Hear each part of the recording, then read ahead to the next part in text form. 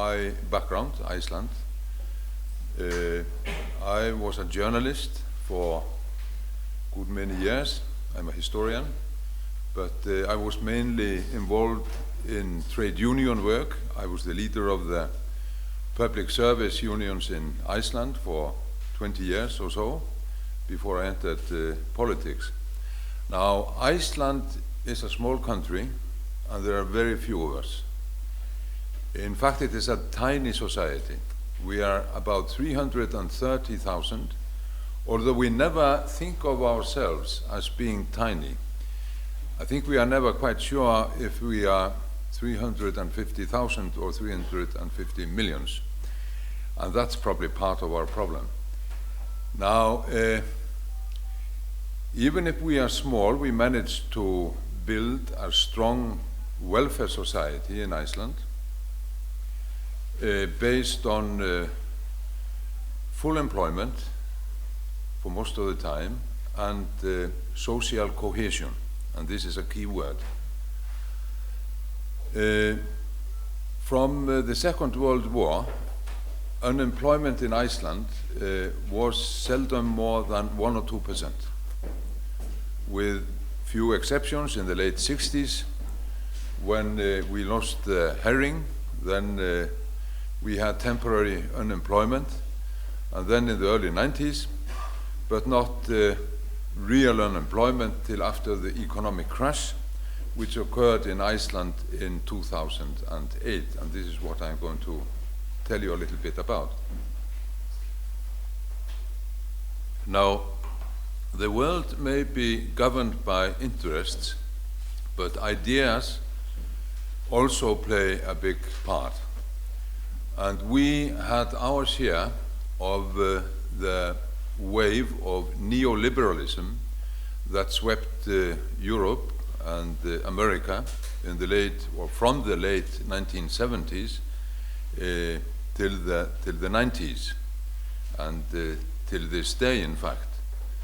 And as a journalist, I interview them all, Friedrich Hayek and Milton Friedman, and we had Buchanan, and all those neoliberalists who came to Iceland to tell us how to prepare and harvest our garden.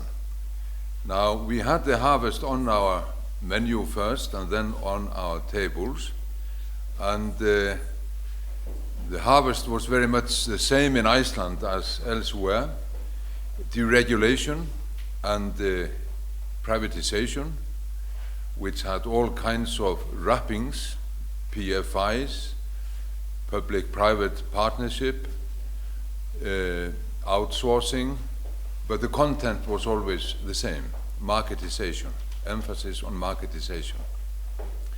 And gradually, I would state, a unwritten social contract was broken up. I come from a family where my mother is left-leaning, but my father was right-leaning.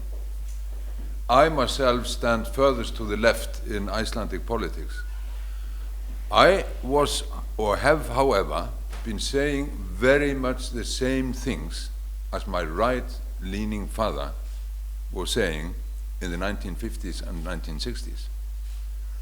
He advocated market solutions in the market, but he would never have dreamt of introducing the notion of private gain or profit into the schools or the healthcare system.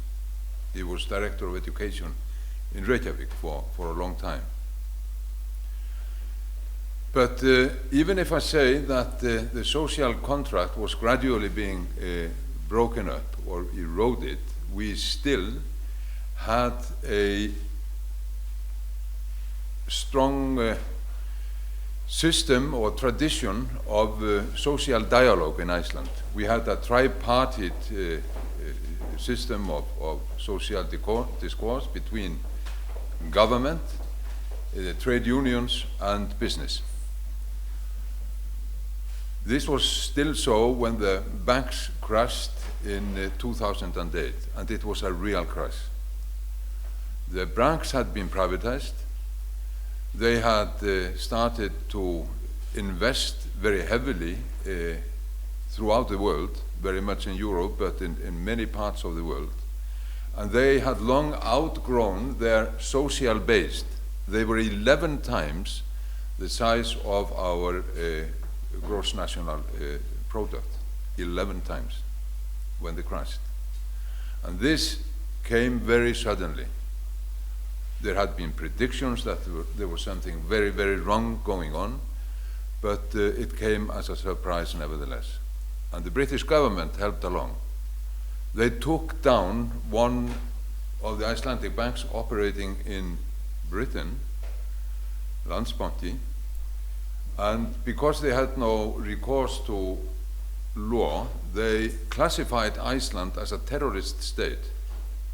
Along with Al-Qaeda and North Korea, we were advertised throughout the world as terrorists. We are a member of NATO, remember.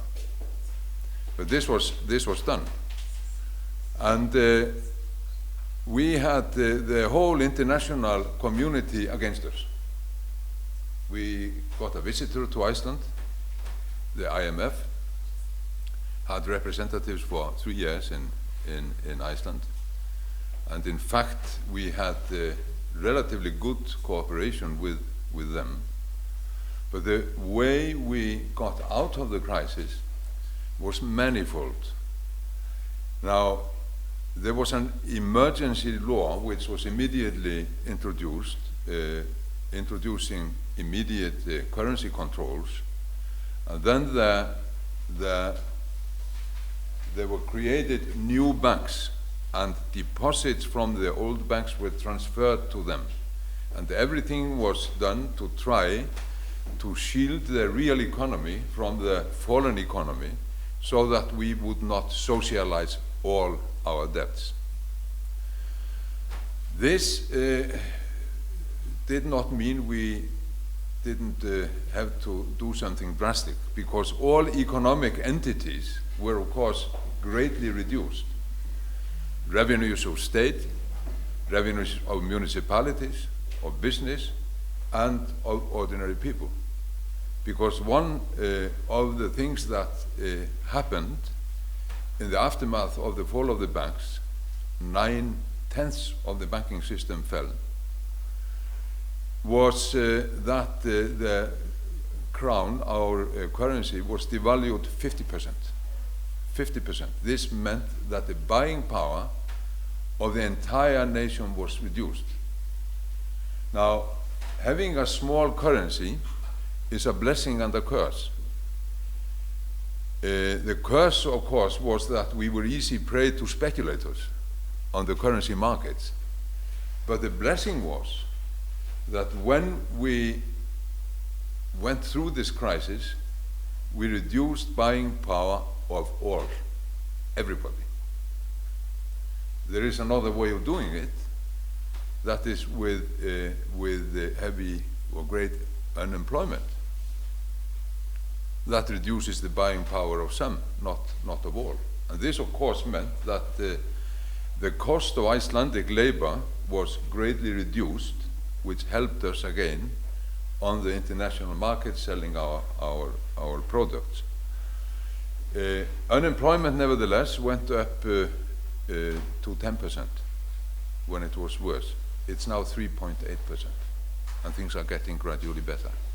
But what we had to do, and I was in government at the time.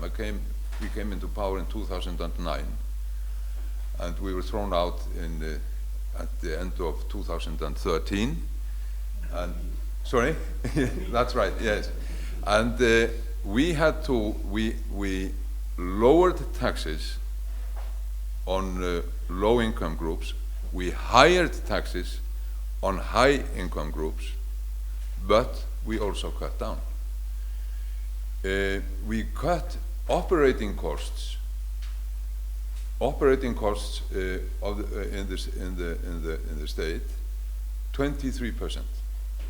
That means hospitals, that means schools, that means everything. In my ministry, in the Ministry of Interior, we cut 25%, real terms. It's a lot. And here I come to the crux of my argument, which has to do with social justice and equality in society. Because during this time there was no unrest, no strikes, nothing. Everybody accepted that something drastic must be done. And I will tell you a little story to conclude with. I remember I was in the parliament at the beginning of 2009. And in our little peaceful society, there had been big demonstrations, thousands of people in the square in front of the parliament every day, every night. They were beating drums, they were throwing stones at the parliament, eggs and stones, and the police were standing there with their shields and tear gas. This was unheard of in Iceland, unheard of. But this was actually happening, and people were speculating if the House of Parliament would be invaded. And then one night, about 10 o'clock, I remember I was having a television interview, and I can remember how the microphone was shaking in the hand of the interviewer. We could hear eggs hitting the windows and then stones. The night before, the police had been using tear gas.